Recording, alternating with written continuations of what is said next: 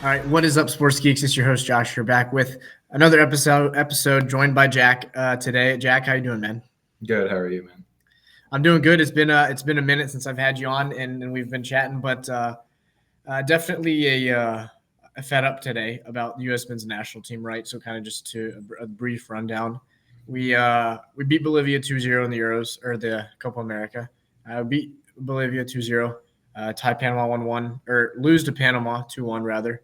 And with the Tim Weah red card, that's just a stupid decision. Play down a man the entire game, and then lose to Uruguay 2-0 in just a terrible game all around from us. I'm curious to hear your thoughts just about the tournament in general, though, to start off. I guess with the tournament, I think my biggest problem, after like the tournament and even going into it is like overall, like even going into games like Panama and Bolivia, like I don't really have a true sense of confidence of like beating those teams. It's more of like, I hope we don't lose type thing. So, and that's kind of a problem because on paper and on the field, like we should be beating Panama, Bolivia, like easy. Like the third game, like I completely get that. It's difficult. They're a hard team, but we were in a prime position to advance. Players made mistakes. The red card, I don't think Gregg coached it that well. I never really think he does anyways. So, but it's definitely a major disappointment. Well, I think kind of to go with that too. I don't know what our identity is. Like, are we a high pressing team? Are we a high possession team? Are we a counterattacking team? I have no clue because when we play Bolivia, we're a really high possession team. When we play Uruguay, we're actually in a fair amount of possession, but it's not like we're producing anything. So we're not creative offensively, but we have the ball a lot. So what's the identity? Our identity is we don't produce chances. Like I don't know going into a game. I don't look at the lineups and say, okay, I feel confident that we're going to break Bolivia down by doing this. I mean, even look at the goal. Like the goal comes from a corner kick that Pulisic bangs back 90.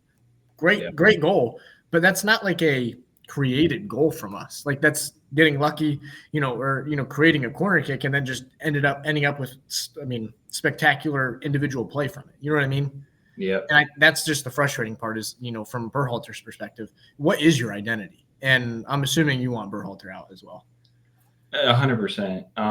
And also with the goal in the Panama game, same thing. Like one player made a play. It was a moment. It had nothing to do with the team. Yes. Other than that, we didn't really create really much. I mean, we did, but it doesn't matter if the ball doesn't go in the net. Yeah. And in this tournament and in the last tournament, the World Cup, getting the ball in the net was clearly a problem.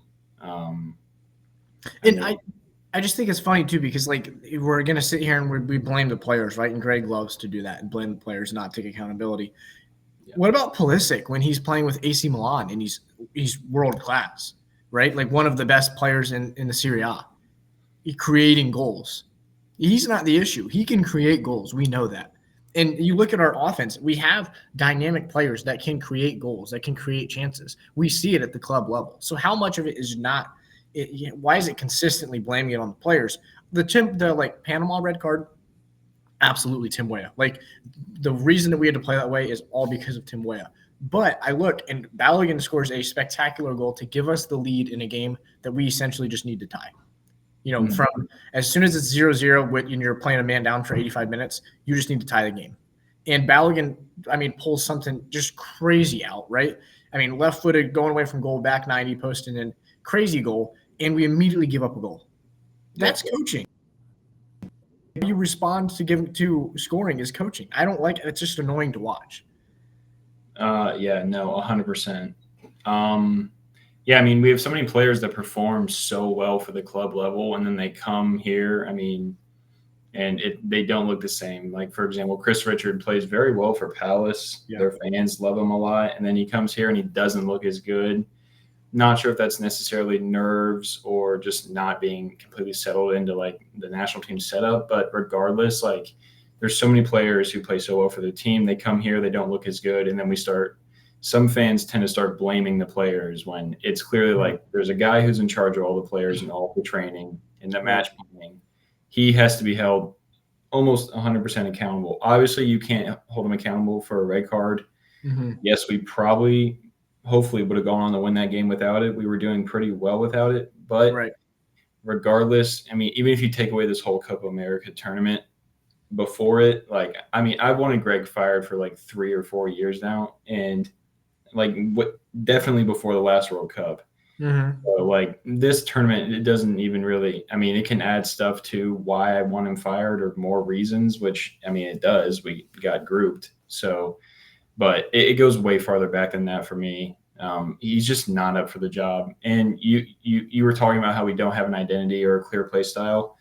When we first hired Gregg, and is like when he first met the team or was presenting it to, he was presenting his mission to. I'm not sure who exactly it was, but I saw a screenshot of his 3 points on his mission, which were to have a clear play style and identity, which we don't.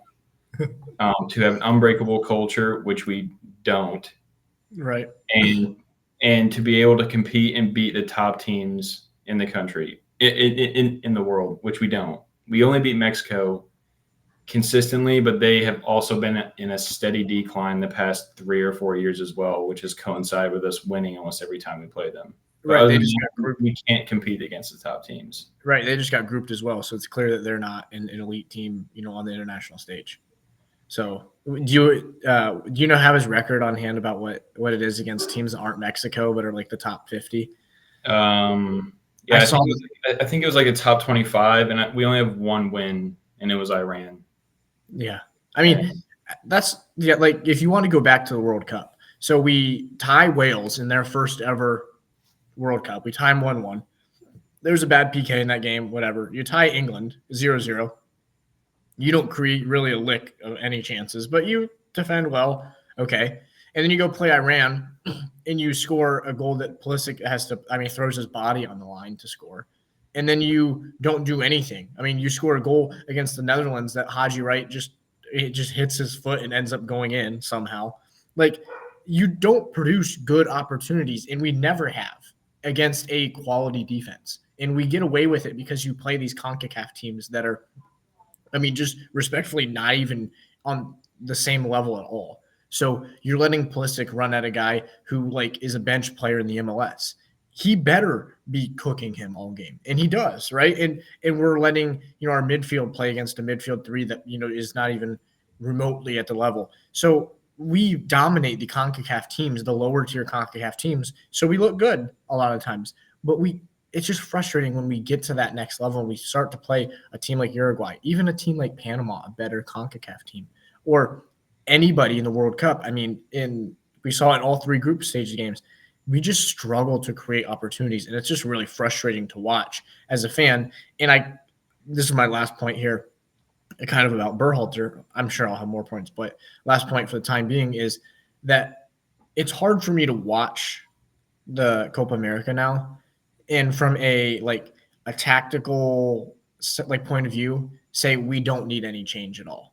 What we're doing is correct. We should maintain and continue to do what we're doing, because there was just not remotely enough success for me to really confidently say the man in charge is the correct guy. No, yeah, I completely agree with you. I mean, I think one of the most glaring things that I watch whenever I watch the U.S. is we are awful in transition defense, like terrible. I mean, Yes. Even when we play bad teams, it still feels like they could score. And that's bad, 100%. Like, we can't be having that. And he's just not very I don't think he's very good on paper with the tactics and all of that stuff. He doesn't seem to be that way. He's basically only ever run a 4-3-3, relatively used the same guys all the time. Not to mention he's a huge homer to some of these other players, which also causes issues. Like Ricardo Pepi. Yep, we brought him on repeatedly. I don't even know if Haji he saw the field in the last game, but Sargent, I want to see Sargent get more of a chance than Ricardo Pepi. Pepi has consistently shown he can't play at the international level for us. I mean, yeah, there's space for him when we play the weaker teams in cycles where it doesn't really matter as much. But I mean, he holds bench to a player who plays for Mexico for PSV. So, and we're bringing him on as like the second option pretty much consistently throughout this entire tournament. Yeah. And while on the bench, we have Wright, who had a great year with Coventry, barely seeing the field. And I don't understand that whatsoever. Wright and Sargent are 100% better than Pepe. No reason for Pepe to be seeing that much field time. And it's been consistent with Pepe too. I mean, think about the time when he was at FC Dallas, right? And he was still getting time over. I mean, I think like a Daryl DK at the time, or Josh Sargent when he was playing for Norwich in the Prem at the time, and we still we're seeing Ricardo Pepe over him. So he's clearly just a homer for certain guys, and it's frustrating to watch. But I am curious. So if we were to let Berhalter go, is there anybody that you are – obviously Klopp is up there, right? He's, commonly talked about. I saw a tweet today saying, can we just give him the entire state of Connecticut as a part of his payment? So, there's a lot of, coaches that are, high caliber coaches that are, unemployed right now and able to be scooped up. I'm curious, is there anybody that you kind of off the top of your head really, really want? Klopp is obviously number one, and I hope we would give him whatever we can to get him here, because that would just be a home run hire. I mean, we would automatically have one of the best coaches in the international game, possibly overall in terms of their career as a coach, the best coach in the entire world for the level. But off the top of my head, there's a couple of American coaches that are floating around that don't exactly like they're not really American. Like there's David Wagner, who is American, but he was last coaching in the Championship. He did some in the Premier League. He promoted. He was last at Norwich, but he's American. He has experience in Europe, which Gregg doesn't really have. He has 2 years. Gregg has 2 years in the Swedish second league, and he got fired for not being attacking enough, if that tells you anything about him. So, but I mean, I like Nancy, but it feels weird going back to the crew and hiring him again and bringing someone back from that organization again. It just feels a little strange, but all I'm looking for is someone who has experience at the international level, preferably in major tournaments, or has at least played in Europe consistently and knows the game more. I'm not even really looking for a coach who is American. I don't really care. Oh, yeah. I would agree with that. I think the issues that we're so caught up in, it seems to me that we're so caught up in keeping our job to an American that we're seriously hindering our success because we're so caught up in that, and it's frustrating. Yeah, I mean, when we had Klinsmann, we had a much better World Cup run than what we had with Gregg.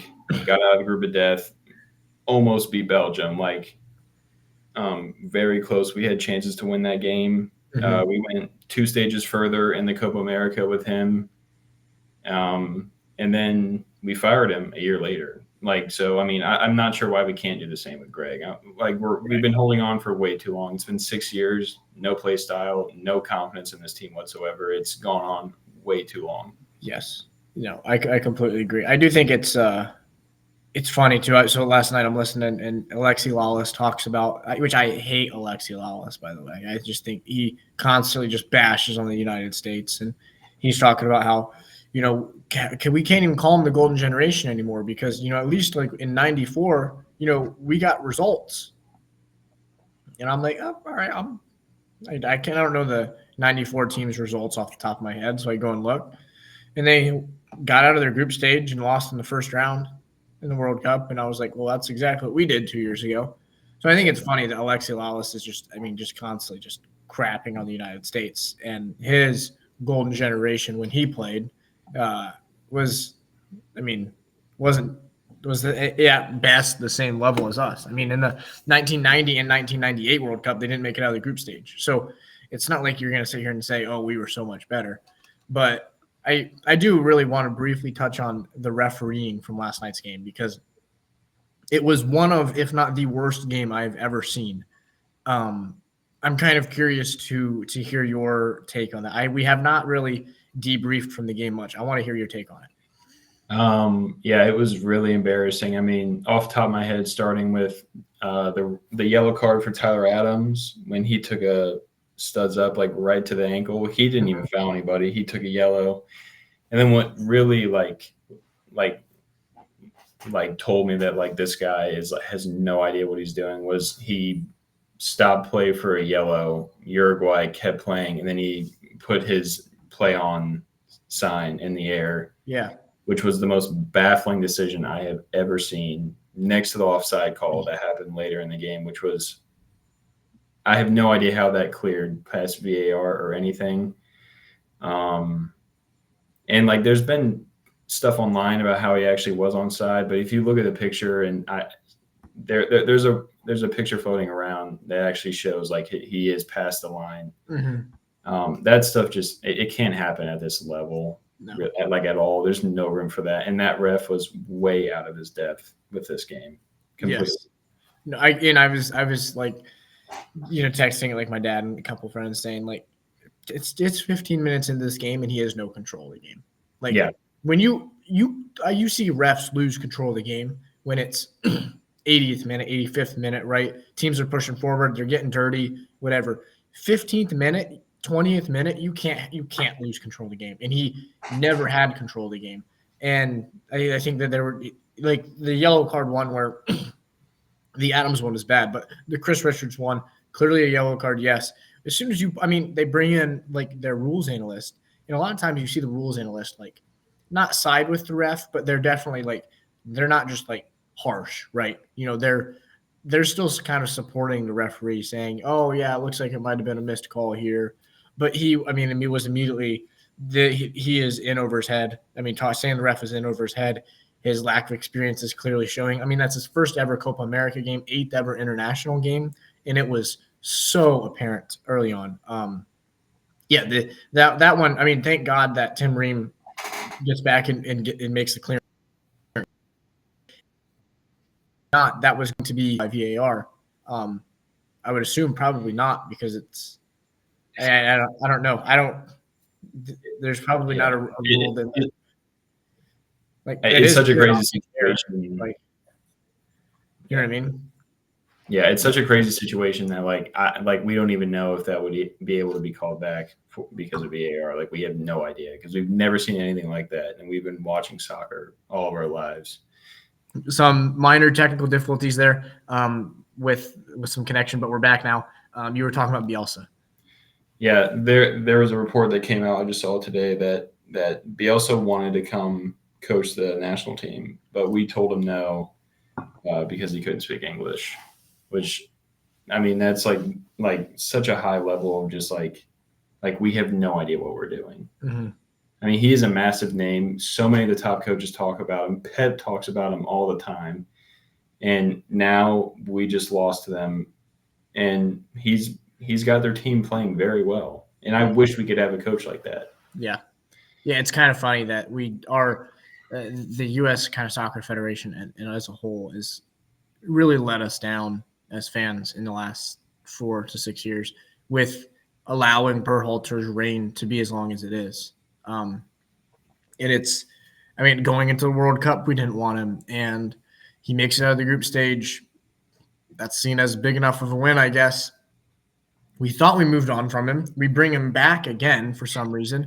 Let's not forget about now, too, that one of our best players, maybe our best player outside of Pulisic the entire tournament, is Gio Reyna. And finally, he's starting to play. Let's not forget about the World Cup when he played, 7 to 10 minutes in the entire group stage because Berhalter had beef with his dad. Like, dude, you're just – are you a coach or are you, trying to parent your players? If you're a coach and you care about results, you play Gio Reyna. I don't care what beef I have with your dad. We need you to win. I'm playing you. Mm. It's just immature from Gregg Berhalter. He does cool behind the back passes, and that's about all he brings to our team. Wears Jordans.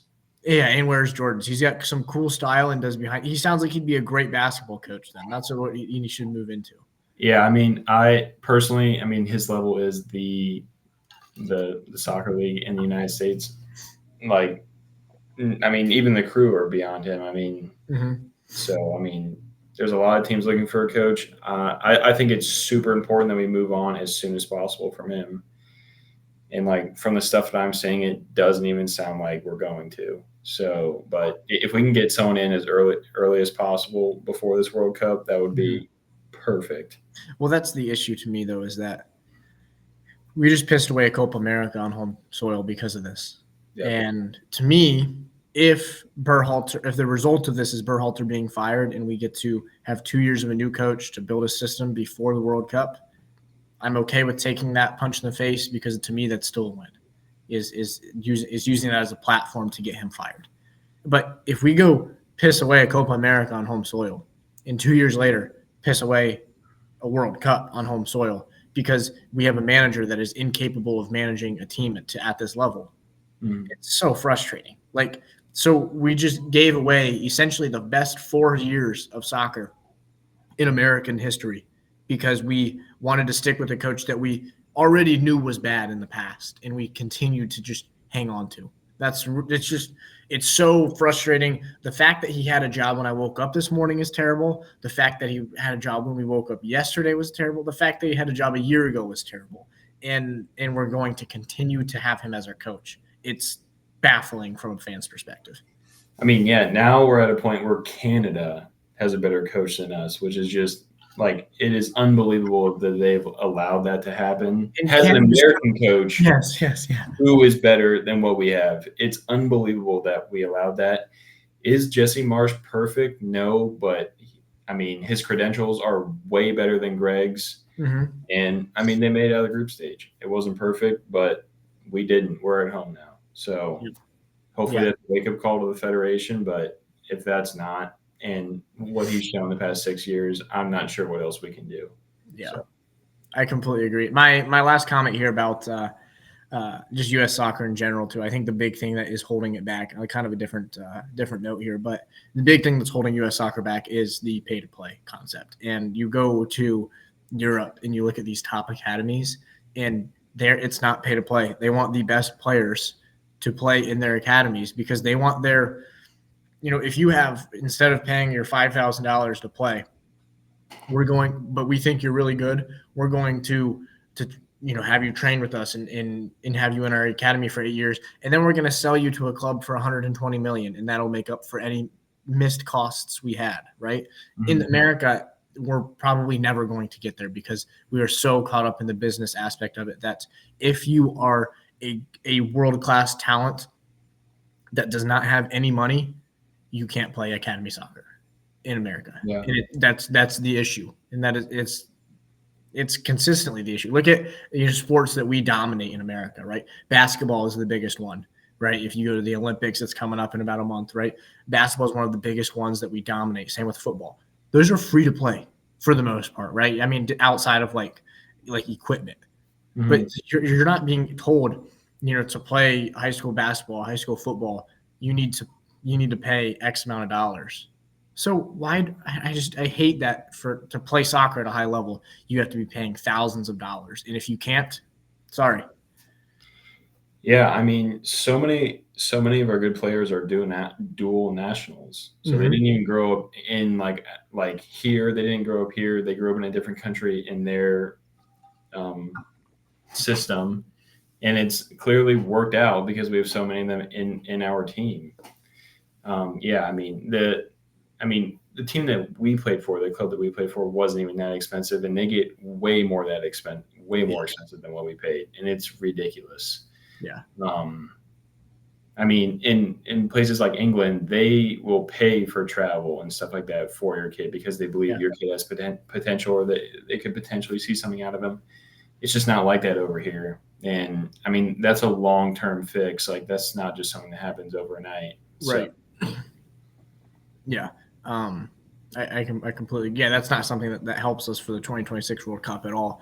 But for the 2038 World Cup, for the 2046 World Cup, that's something that would be really beneficial. But either way, this has been a good chat here. about the U.S. men's national team. Any closing comments before we close this out?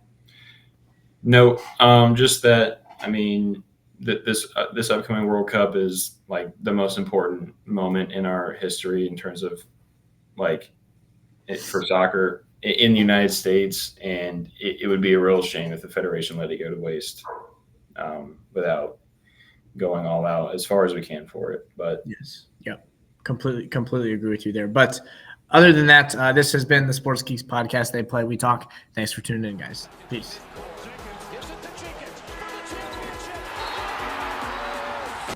Puts up a three. Won't go. Rebound box. Back out to Allen.